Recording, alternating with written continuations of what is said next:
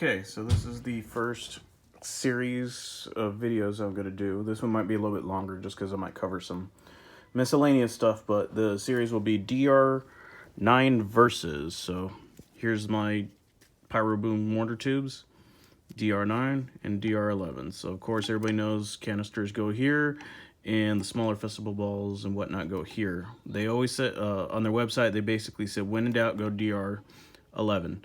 But I'm gonna be shooting the same canister shells and ball shells out of both to see actually which one would maximize, you know, the height. You know, try to avoid low breaks, and then there's also got some other shells here, some ball shells that I got from my stash.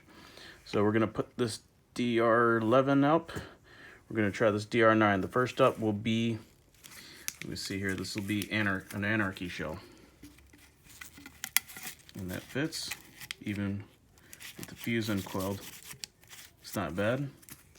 Next will be the Dank shell.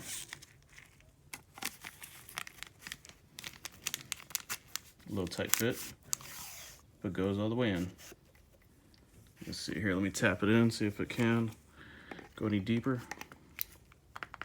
Nope, goes down there. See if it'll come up. Yep, came up no problem. A little bit of a tighter fit. Okay, this red one, we think this is Night Gallery. It's a tight fit. Oh, there it goes. Some of these you might even have to remove the wrapper. I'm just pushing the weight of this. I think anything more that you would have to force that hard would be bad, because it might be too bit of a tight fit and you might get it down there and it might come out, but the actual trauma, I guess, that you're causing to the shell might actually make it disintegrate and it might explode on its way out or just turn itself into a mine. This one's a Windmill shell. I have no idea who the manufacturer is. And this will fit. Yep, fits. Should have probably took the sleeve off of these, but it's not a big deal. And this gold one is a unknown brand. No problem. And last we got the Samurai shell. All these are called Lucy's. My pyro guy, I told him I wanted to do this idea, and I actually was just going to take this up to their shop and just start trying all their Lucy's out, but he's like, oh heck, I want to contribute to your channel, so he went and gave me all these canister shells for free, which was totally awesome with him.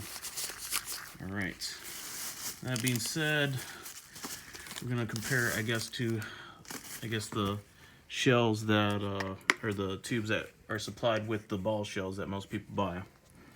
So here, of course, the wall is very thick, as well as much stronger material than the cardboard. So honestly, the plastic one looks a little bit thicker. This one's strange though, because when you compare these two ball shells, or two tubes here, the willows, golden willows here by Grizzly is much bigger than these mutant shells. So the ball shell, let me get my hand out of the way. Ball shell definitely will go in here. This is the biggest ball shell that I have out here right now. I'll be adding more to the collection, and I'll put the info in the description as well. Interesting thing is, this does not fit the mutant. So I'm pretty confident that this DR9 will fit all ball shells, no problem. Now seeing if the performance will be better is something I'm going to try once I'm allowed to shoot. Unfortunately, I live in an area where we are confined to certain shooting hours. Okay, so I have another project what I'm going to do with these cardboard ones is I might coat them and see if I could maybe reinforce them a little bit stronger to make them multiple use. I would say that if this is as is, then you only shoot it 6 times. if this is as it is, you would only shoot it 12 times, and I'm probably going to follow that. However, there'll be some other reasons why I'll make a much, well, I don't want to extend this video longer than it has to be, but I got a project with these paper ones I'm going to try to extend, as well as make some racks with them. So I'm going to put all the shells that fit in this DR9 in the description.